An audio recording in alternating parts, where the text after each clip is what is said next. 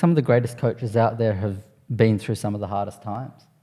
Because if it's always good and it's always easy, you don't understand a lot of the time the pain, the frustration, the fear that a lot of people might be currently feeling when they're actually presenting their challenges and problems and issues.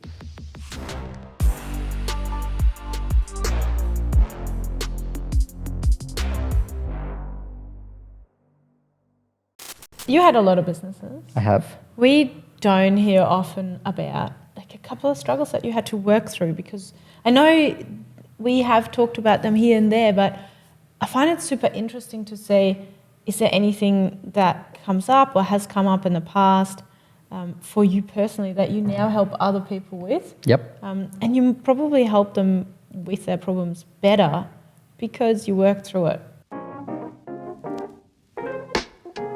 I'm going to start this with probably a little bit of controversy. And I hope that everyone out there can understand that, first and foremost, my job as a business coach is to make sure that your business runs to keep your lifestyle heading towards where you want it to be.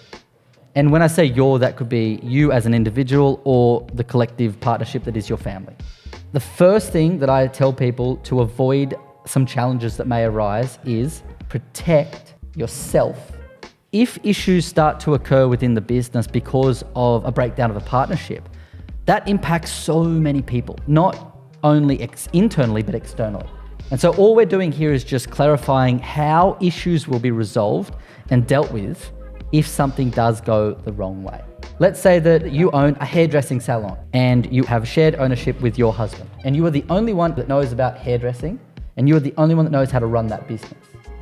If you go and break up, your partner, husband, can come in and sit there and start making decisions that could massively impact, example, firing staff, and it will be legally binding because they hold the same voting power as you. So what I'm saying here in a really simplistic way, and it can sound horrible, is when you build a business, understand it is a vessel to help you and your family and all these kind of things achieve a desired outcome eventually. Set it up right to start with.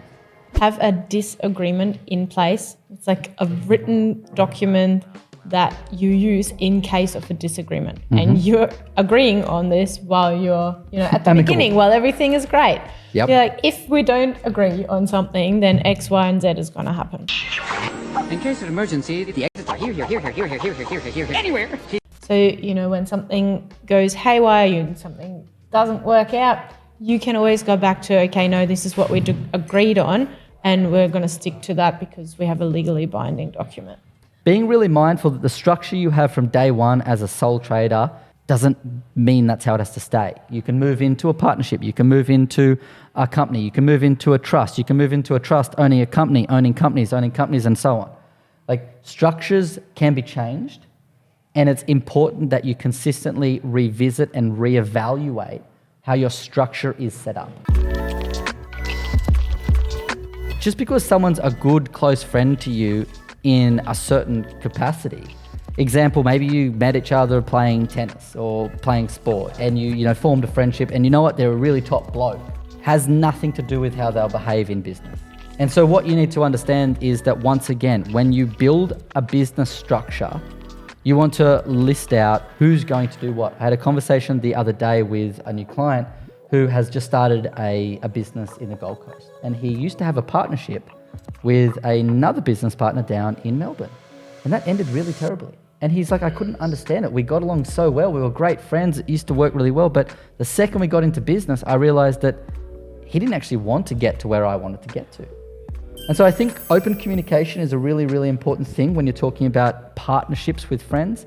That friend's decision can impact your life. I talk a lot about being selfish to take care of others. What do you mean?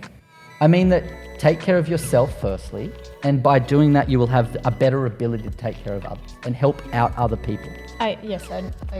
And so if we're talking about a partnership agreement, or we're talking about working with or owning a business with a friend or a partner or anyone else, you should feel like that agreement benefits you fairly.